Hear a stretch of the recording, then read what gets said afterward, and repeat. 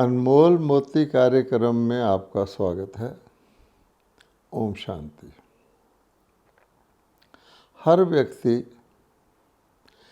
एक तो जीवन में सुखी रहना चाहता है और दूसरा इस जीवन को सफल भी बनाना चाहता है, जिसका भाव अर्थ यह है कि जब व्यक्ति इस शरीर को त्यागे तो आगे के लिए वर्तमान जीवन में उसने क्या उन्नति की, क्या प्रगति की, जिससे उसका भविष्य उज्जवल हो।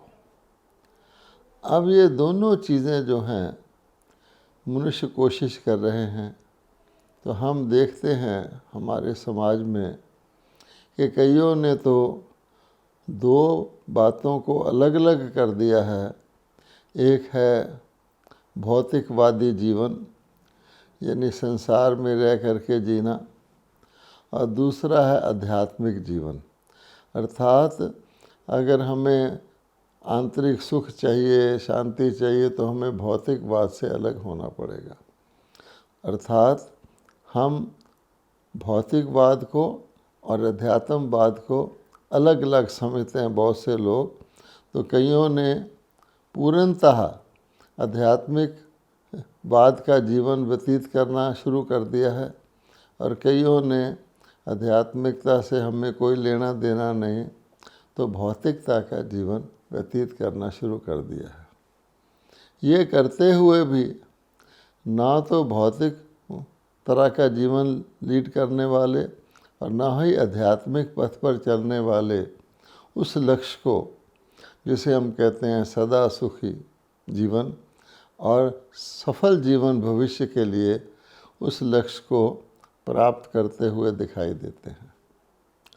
फिर एक और प्रकार के लोग हैं, वो अपने ही जीवन में कुछ समय अपनी आध्यात्मिक उन्नति के लिए कहें या आध्यात्मिक पथ पर थोड़ा बहुत जितना वो चल सकते हैं चलते हैं, और बाकी समय वो अपने भौतिक जीवन को व्यतीत करते हैं, ताकि वो जिनको वो सुख शांति के साधन समझते हैं उनको सृजन कर सकें, उनका अर्जन कर सकें, उनमें वृद्धि कर सकें।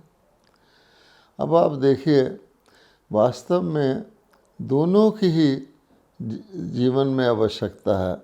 यदि हम इस जीवन को सुखी बनाना चाहते हैं और सफल बनाना चाहते हैं और इस जीवन द्वारा अपने भविष्य को भी सफल बनाना चाहते हैं, तो हमें इन दोनों आध्यात्मिकता और भौतिकता को अच्छी तरह समझकर इन दोनों की क्या क्या जीवन में आवश्यकता है उसको धारण करना होगा।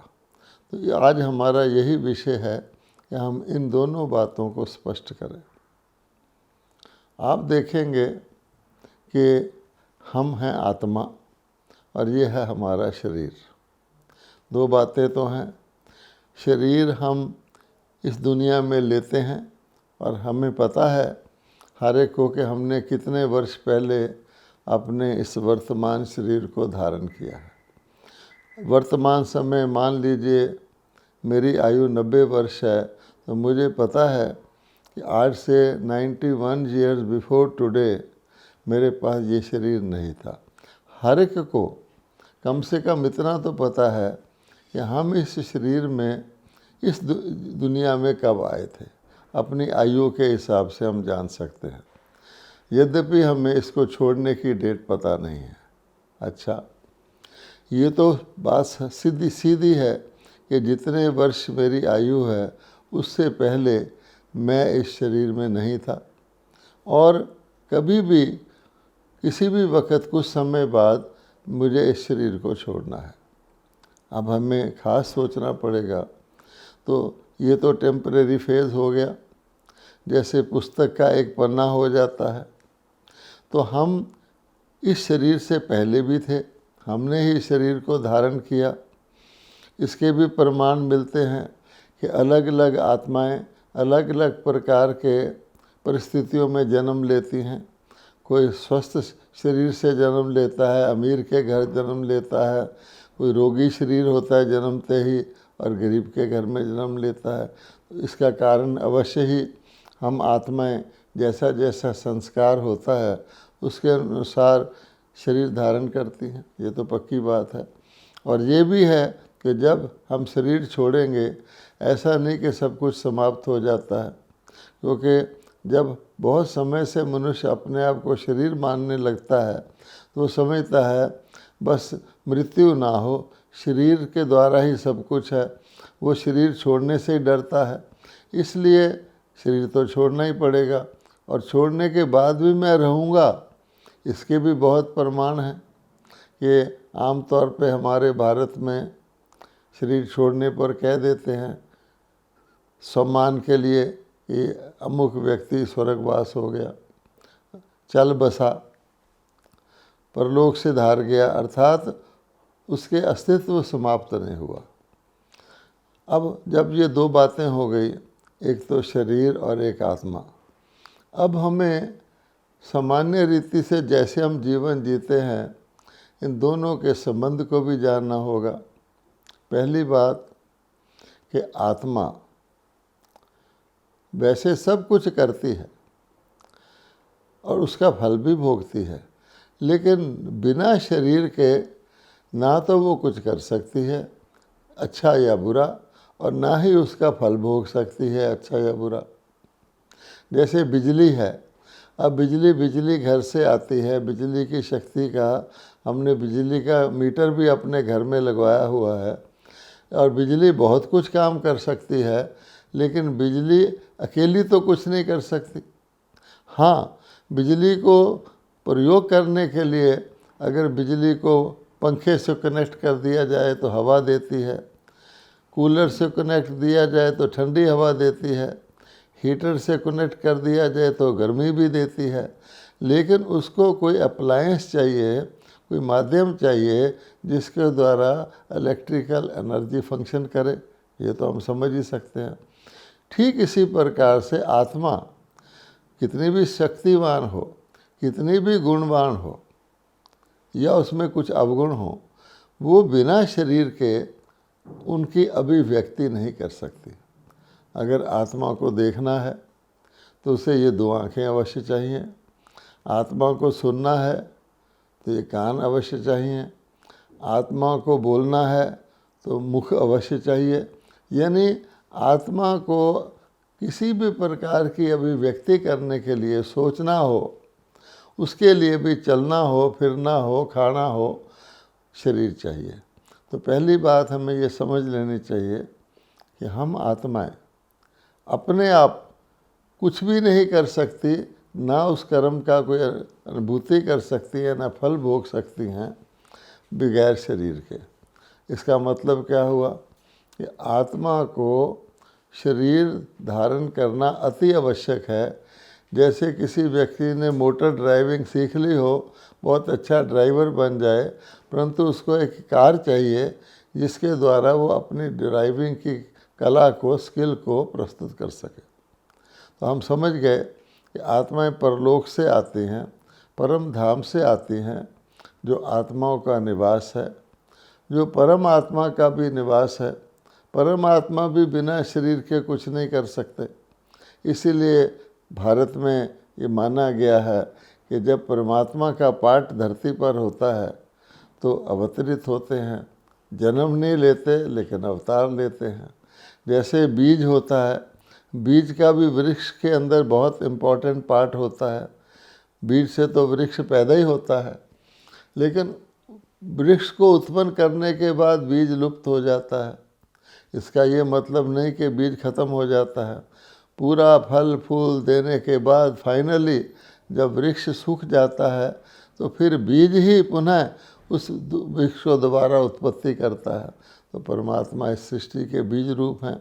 तो जब वो समय आता है उनको इस सृष्टि की पुनः स्थापना का या इसके परिवर्तन का, तो उनको भी शरीर धारण करना पड़ता। तो भाव अर्थ ये है कि परलोक में या परम धाम में, जिसके लिए हम आरती में कहते हैं पार ब्रह्म परमेश्वर, और स्वयं को भी कहते हैं, कोई व्यक्ति शरीर छोड़ता है परलोक सिधार गया, उसमें जब आत्माएं आत्मिक स्वरूप से होती हैं तो कोई ना कर्म कर सकती हैं, ना कोई संकल्प कर सकती हैं, ना बोल सकती हैं। किसी भी भौतिक फिजिकल या मटेरियल साधन का वहाँ कनेक्शन नहीं होता। इसलिए आत्मा अपने आत्म स्वरूप में रहती हैं, जैसे बीज अपने बीज स्वरूप में पड़े हों। किसी भी वस्तु के बीज हैं, एक थाली में बीज पड़े हुए हैं तो बीज स्वरूप में हैं। जब उनको बोया जाता है या उनके बोने का सीज़न आता है तब वो प्रफुल्लित होते हैं, प्रफुसित होते हैं। इसी प्रकार से हम हैं। तो एक हो गया निराकार लोक या आत्माओं का लोक, जहाँ आत्माएं रहती हैं, और एक हो गया ये साकार लोक, जहाँ आत्माएं शरीर धारण करती हैं। और शरीर धारण करने के बाद तो आत्मा के अंदर जो उसकी मन रूपी शक्ति है वो एक सेकंड भी बिना संकल्प किए नहीं रह सकती। मैं संकल्प ना करूं, ये भी एक संकल्प है।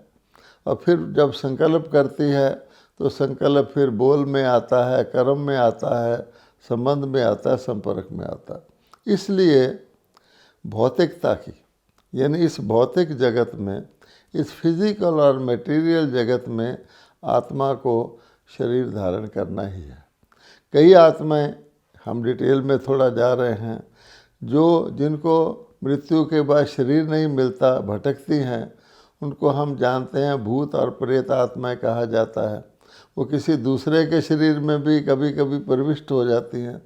तो कहने का भाव ये है कि हमें इस भौतिक जगत की, इस भौतिकता की, प्रकृति की, पांचों तत्वों की और इस भौतिक लोक की सभी वस्तुओं की, सारी वनस्पति की, हर चीज़ की अति आवश्यकता है कर्म करने के लिए और कर्म का फल भोगने के लिए।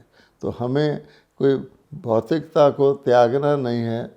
जो लोग ये सोचते हैं कि आत्मा का मोक्ष और मुक्ति और आत्मा की गति सद्गति इसी में है कि वो इस दुनिया से पीठ मोड़ ले, इसका घृणा करे, इसका त्याग कर दे, इसमें किसी प्रकार का अपना कनेक्शन ना रखे, वो गलती में है। क्योंकि जैसे बीज होता ही पौधा उगाने के लिए है, इसी प्रकार से आत्मा होती ही शरीर धारण करने के लिए है। अब हम आते हैं दोनों के पारस्परिक संबंध पर। तो हमने ये समझ लिया कि आत्मा शरीर के द्वारा अभिव्यक्ति करती है। जब आत्मा शरीर को धारण कर लेती है, उसके बाद इस शरीर की इंद्रियों के द्वारा, जिसको हम स्थूल इंद्रियां कहते हैं, उनके द्वारा आत्मा अनेक प्रकार के कर्तव्य करती है जो हम जानते हैं। और फिर आत्मा की सूक्ष्म इंद्रियां भी होती हैं, जिनको हम मन, बुद्धि और संस्कार कहते हैं। वो भी शरीर के द्वारा ही अभिव्यक्ति करते हैं। और फिर जो कुछ भी वो करते हैं उसका एक छाप, उसका एक इम्प्रेशन आत्मा के अंदर संस्कारों के रूप में पड़ता है। तो संस्कार हम अच्छे भी बना सकते हैं, बुरे भी बना सकते हैं, डिपेंडिंग अपॉन कि हम किस प्रकार के संकल्प करते हैं, किस प्रकार के बोल और कर्म करते हैं। और हम जानते हैं आज के मानव, बहुत सारे मानव एक शब्द का कॉमनली प्रयोग करते हैं, वो है कर्मयोगी। वो समझते हैं कि खाली योगी बनना ही काफ़ी नहीं है, योग को आपने प्रयोग करना है और उसके लिए आपको शरीर चाहिए। और जो प्रयोग करते हैं योग का, उसका नाम कर्म है। तो कर्म योगी शब्द तो बहुत पॉपुलर हो गया है, लेकिन उसमें योग का कितना कंपोनेंट है, कितना महत्व है और कर्म का कितना भाग है, इसको नहीं जानते। तो प्रायः वो कर्म ही कर्म करते रहते हैं, कहने को कर्म योगी रहते हैं, अर्थात वो संसार को त्याग कर, कर्मों को त्याग करके किसी अलग तरीके का जीवन शैली नहीं अपनाते, परंतु वहाँ योग का कोई लिंक नहीं है। अब आप आइए दूसरी बात पर। आध्यात्मिकता का भौतिकता के साथ संबंध तो सीधा दिख गया, लेकिन अब आध्यात्मिक शक्ति को हम भौतिक जीवन को बेहतर बनाने के लिए, सुखी बनाने के लिए कैसे प्रयोग करते हैं, ये जानना बहुत इम्पोर्टेंट है। क्योंकि जो लोग इन दोनों को अलग करके बैठे हुए हैं, उन्होंने इनको बिल्कुल सेपरेट कर लिया है, या फिर अपने जीवन में कुछ हिस्सा वो भौतिकता के लिए यूज़ करते हैं ज़्यादातर, और कुछ हिस्सा आध्यात्मिकता के लिए भी करते हैं। तो वो ना तो आध्यात्मिकता को अच्छी तरह समझते हैं, ना भौतिकता का उपयोग अच्छी तरह से कर सकते हैं। कहने का भाव ये है कि वो आध्यात्मिकता को ना समझने के कारण कि ये एक समझ है, ये एक ज्ञान है, ये एक विद्या है जो हमें अपने जीवन को, भौतिक जीवन को, हमने अपने पारिवारिक जीवन को, सामाजिक जीवन को ठीक जीने और बेहतर बनाने में काम आती है। इसको ना जानने के कारण फिर वो आध्यात्मिकता को धार्मिक शेप दे देते हैं।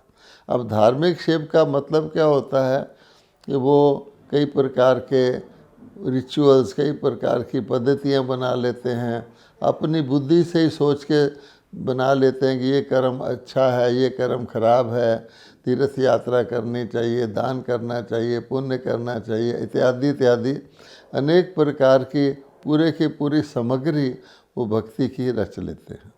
और धीरे धीरे उसी को वो आध्यात्मिकता समझने लग जाते हैं कि हे परमात्मा मुझे सद्बुद्धि दे। वो ज़िंदगी भर रोज़ यही कहते रह जाते हैं, हे परमात्मा मुझे सद्बुद्धि दे, हे परमात्मा मुझे शांति दे। लेकिन किस विधि से शांति मिलती है, परमात्मा से भी सद्बुद्धि मिलती है, उसको हम धारण करें, इसको उनको ज्ञान नहीं कहा जाता। इसलिए कहा गया है कि religion without spirituality is blind. और दुनिया में ब्लाइंड फेथ या अंधश्रद्धा का नाम आपने सुना होगा। और आप जितने भी आज के दुनिया में भक्ति के पद्धतियां हैं, उसको आप अंधश्रद्धा कह सकते हैं। श्रद्धा तो बहुत है। जैसे मान लीजिए जब किसी की मृत्यु हो जाती है, उसके बाद एक दीपक जलाते हैं और बहुत ध्यान रखते हैं कि दीपक बुझ ना जाए। भावार्थ उनका ये होता है कि उसकी आत्मा को ये दीपक रास्ता दिखाएगा, प्रकाश करेगा। अब भावना के हिसाब से ठीक है, परंतु अगर आप सोचें तो क्या ये अंधविश्वास नहीं है? आत्मा तो तुरंत ही निकल जाती है, और आत्मा की तो गति संकल्प की है। एक संकल्प में आत्मा अपने अगले स्थान पर पहुंच जाती है। जीवन में भी हम देखेंगे, हम एक संकल्प करें तो जहाँ संकल्प जाएगा वहाँ हम पहुँच जाते हैं। अब उसके बाद एक दीपक जलाना, उसमें घी डालना और ये सोचना कि ये दीपक आत्मा को रास्ता दिखाएगा। जीते जी तो उस आत्मा ने वो मार्ग देखा नहीं। अब मृत्यु के बाद जब आत्मा निकल चुकी है, डेड बॉडी के आगे दीपक जलाना अंधश्रद्धा नहीं तो और क्या है। इस प्रकार के अनेक रिचुअल्स को गीता के अंदर भगवान ने कहा है इस ये करने से मेरी प्राप्ति नहीं होती। और उसमें सभी प्रकार की भक्ति की परंपराएं आ जाती हैं। वेद से, अध्ययन से, यज्ञ से, दान से, पुण्य से, क्रियाओं से, तप से मेरी प्राप्ति नहीं होती। ये भगवद गीता में स्पष्ट भगवान ने कहा है। क्योंकि जब वो आए तो उन्होंने देखा कि मनुष्य ये सब काम कर रहे हैं। अपने आप ही सेल्फ मेडिकेशन उन्होंने बनाया हुआ है कि ऐसा करने से शायद आध्यात्मिकता पूरी हो जाती है।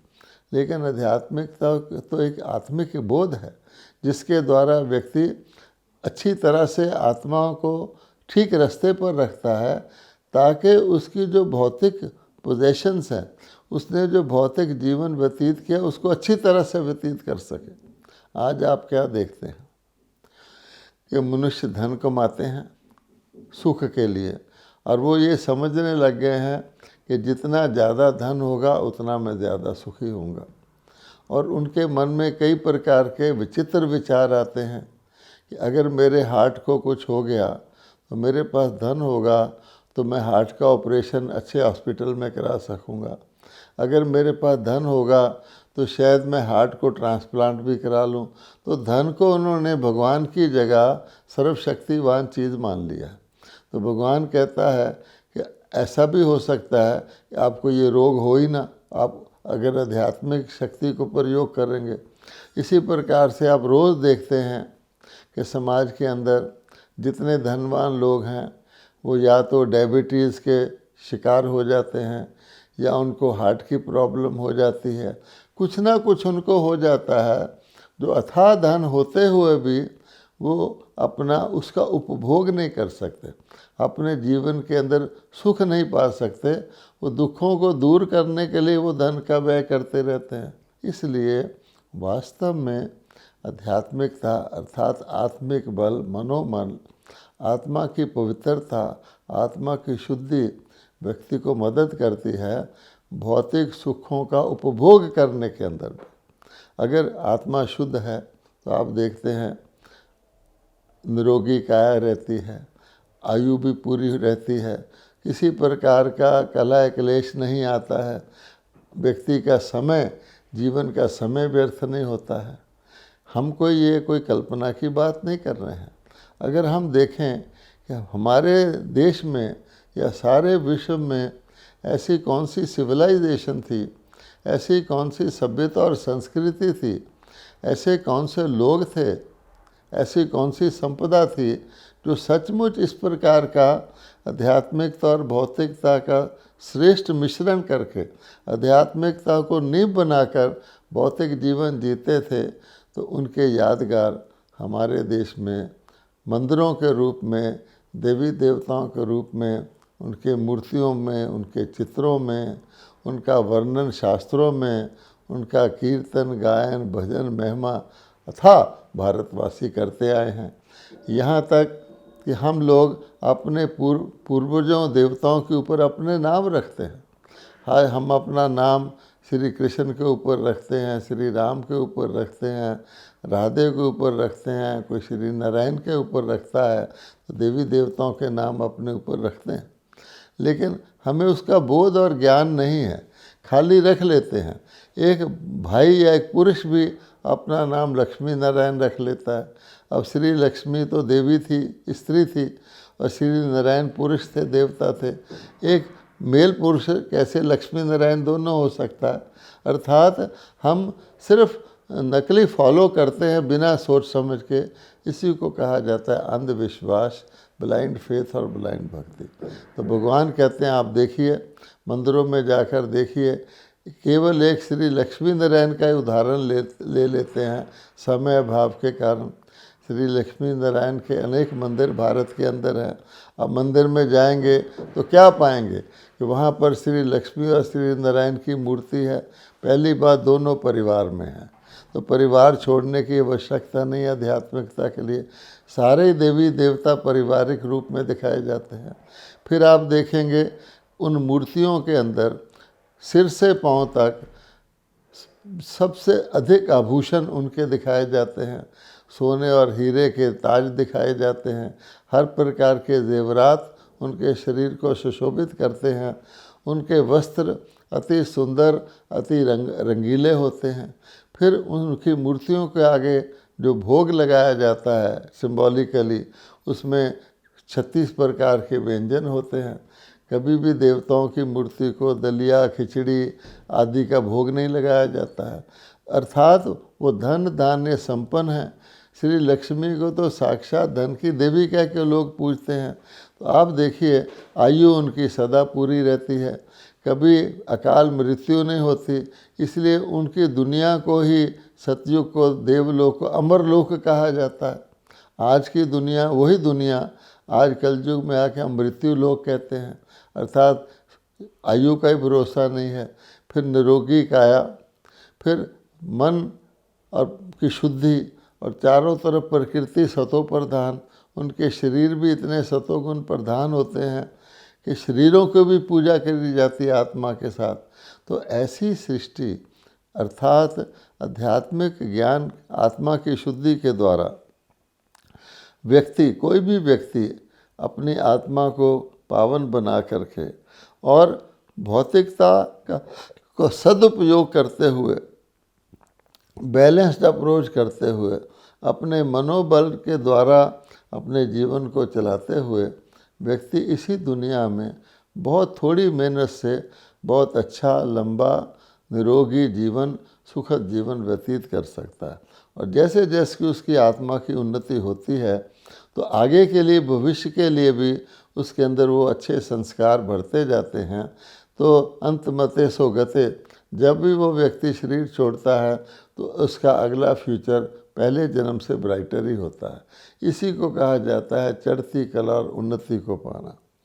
लास्ट बात यह है कि क्योंकि आत्माएं धीरे धीरे, उनकी कलाएं कम हो गई हैं, उनकी शक्ति कम हो गई है।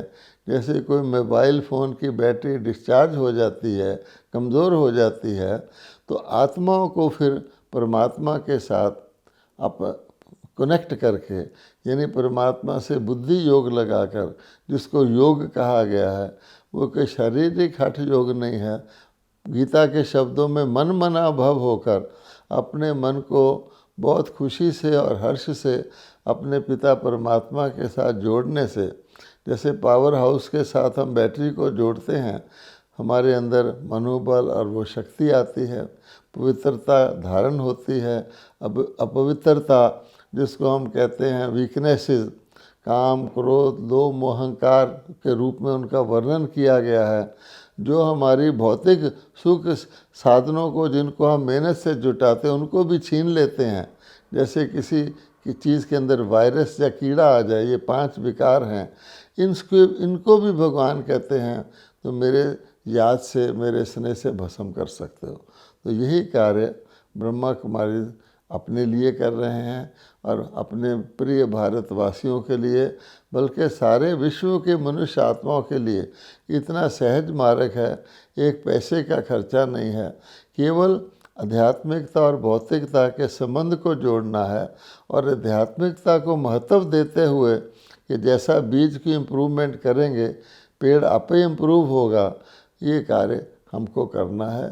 तो यही हमारा संदेश है इस कार्यक्रम के द्वारा कि आप इसको ट्राई करें और आप दोनों को कंबाइन करके देखें। ऐसे नहीं कि स्पिरिचुअल लाइफ और फिजिक मटेरियल लाइफ कोई अलग हैं, दोनों आपस में इकट्ठी हैं। इसीलिए हमारे देवी देवताओं को 2 ताज दिखाए जाते हैं। उनका आत्मिक प्रगति, आत्मिक प्रकाश का ताज भी दिखाया जाता है उनके सिर के पीछे, और उनका संसारिक जो प्रगति है, कुशलता है, प्रॉस्पेरिटी है, उसका ताज भी दिखाया जाता है। तो देवी देवताओं को इसीलिए 2 ताज दिखाए जाते हैं। और बाद के दुनिया जब चेंज हो जाती है तो पवित्रता का बीड़ा धर्म नेता उठा लेते हैं और संसारिक बीड़ा जो है वो दूसरी दुनिया वाले उठा लेते हैं, इनकम्प्लीट हो जाते हैं। जिसको कहा जाता है कि religion without knowledge is blind and materialism without spirituality is lame. तो जैसे एक अंधा और एक लंगड़ा होता है, उस प्रकार से जी रहे हैं। तो क्यों नहीं हम दोनों चीज़ों को कंबाइन करके भारत की जो प्राचीनतम सर्वश्रेष्ठ सभ्यता और संस्कृति है उसको धारण करें। ओम शांति।